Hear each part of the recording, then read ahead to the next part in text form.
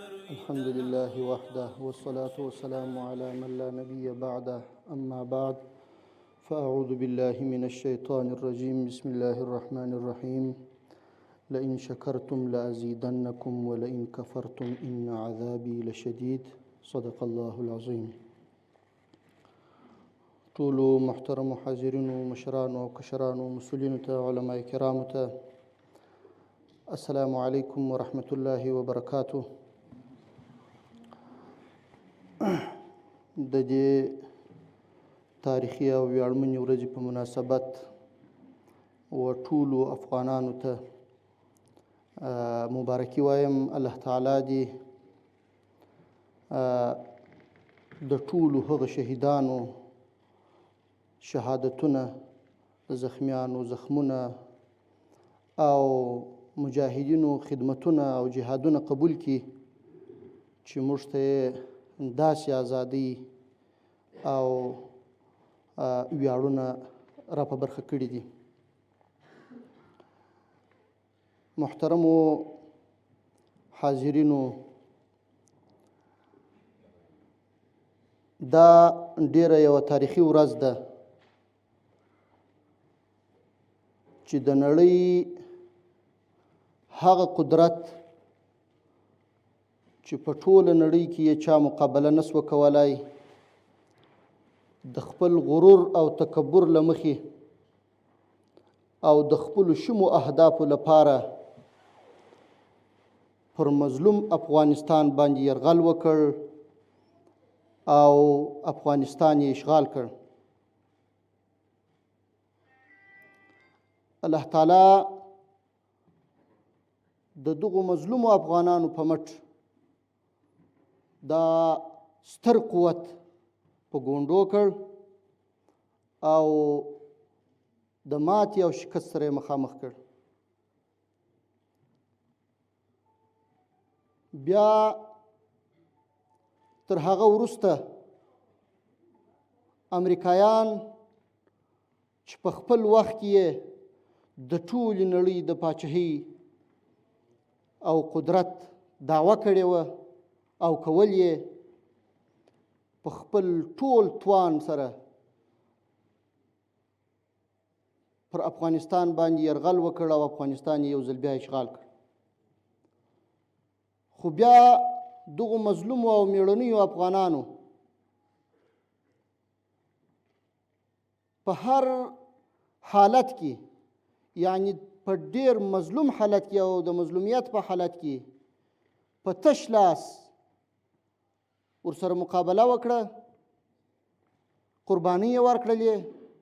خدمتونه یې وکړله. الله تعالی په نتیجه کې دا ستر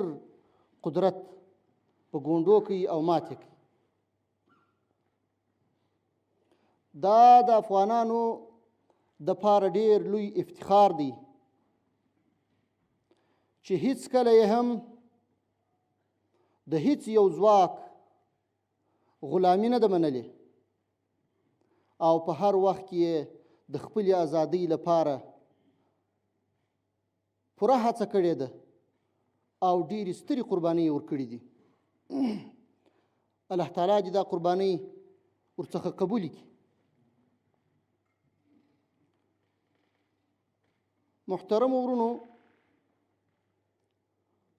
یو د ازادۍ ګټل دي او یو د ازادۍ د استقلال ساتنه او حفاظت دی.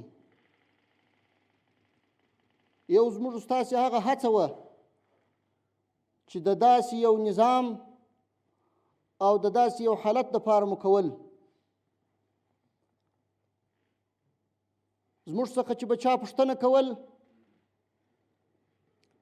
چې ستاسو اهداف څه دي او تاسو د څه دپاره دا مبارزه کوئ، نو د هر کشر او د هر مشر، د هر مجاهد او د ملت د هر وګړي به دا جواب و چې زه دا مبارزه د دوو اهدافو دپاره کوم. یو دا دی چې وطن مو اشغال دی، ازادي مو سلب سوې ده، موږ غواړو چې دا هیواد آزاد کړو او آزاد واوسیږو او غلامي نه قبلو. دوهم هدف دا و چې کله ازادي ترلاسه سي نو بیا دلته یو اسلامي نظام غواړو. افغانان مسلمانان دي، همیشه د اسلامي نظام ارزو لرلې ده او د دې دپاره یې هڅې کړي دي. نو موږ غواړو چې خپل هغه نظام چې د ټولو افغانانو خوښ دی، ټول افغانان ورته تږي دي، دا رامنځته سي او د دې نظام تر سیوري لاندې بیا موږ آزاد ژوند وکړو او د هر رقم فکري، مذهبي او فزیکي اشغال څخه خلاص واوسیږو. اوس الحمدلله دا دی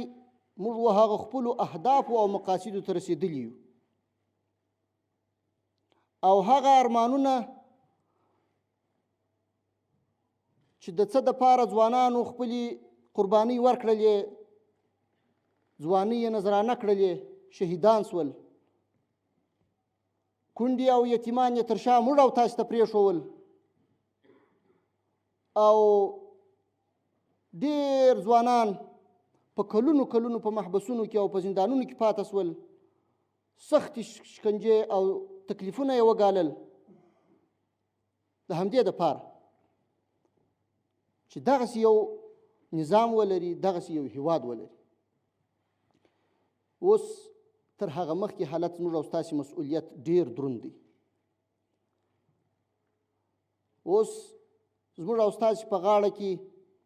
د دې نظام ساتنه ده، د دې هیواد ساتنه ده. په هره ممکنه طریقه چې کیږي باید موږ او تاسې کوشش وکړو، هڅه وکړو چې دا نظام او دا هیواد وساتو. بله هیڅ لار نه لرو.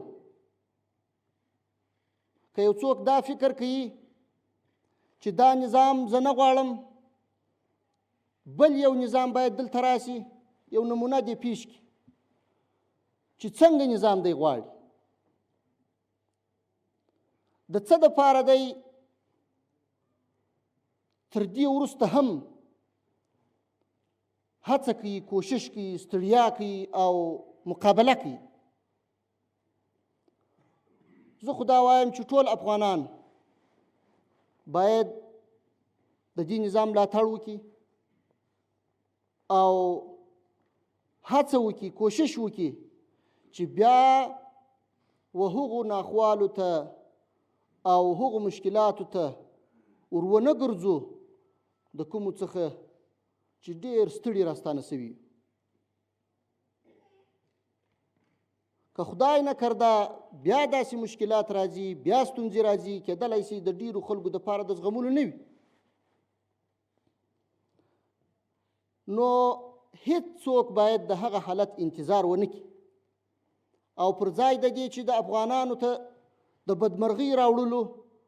د جنګونو د راوړلو، د ناامنیو د راوړلو انتظار وکړي او د هغه دپاره کار وکړي، باید د هیواد په بیا رغونه کې، د نظام په استحکام کې، په نظام کې که چیرې نیمګړتیاوې وي د بعضو اصلاحاتو کوشش وکړي. بیا موږ او تاسې کولی سو چې خپلو هغو ارمانونو ته په کامله معنا ورسیږو د څه دپاره چې مو هڅې او قربانۍ هڅې کړي وي او قربانۍ مو ورکړي وي. او که چیرې بیا هم د ژبې په نامه، د سمت په نامه، د مذهب په نامه، په یوه او بل نامه باندې له یوه او بل اړخه څخه تهدیدونه راته متوجه کیږي، هڅول کیږو،